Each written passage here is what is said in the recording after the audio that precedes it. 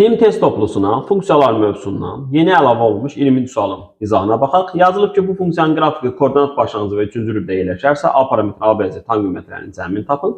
Deməli, 3-cü rübdə biz x və y-in işarəsinə baxsaq, x də mənfi olur, y də mənfi olur. Fikir verin. 3-cü rübdə bir funksiyada nümunə olaraq çəkmişəm sizin üçün. Verilən şərt daxilində. Deməli, belə çıxır ki, y-imiz nə olmalıdır? Mənfi. Axı, bu kökaltı ifadənin aldığı dəyər ya 0-dır, ya da 0-dan böyükdür axı. Deməli, onda belə çıxır ki, bura müsbət işarə qəbul etsə, bura nə olmalıdır? Mənfi olmalıdır. Deməli, A kvadrat çıxılsın 64, 0-dan kiçik olmalıdır. İkinci halda, x-imiz 3-cü rübdə olduğuna görə mənfi idi. Koordinat başlanğıcı nəzərə almıram. Deməli, bura mənfidir. Kökün altının mənasının olması üçün də, bunda onda əmsal duran 3 minus A-da nə olmalıdır? Mənfi olmalıdır. Deməli, 3 minus A-da nə olur? Mənfi olur. Və burada biz nə edirik? Sistem həll edirik.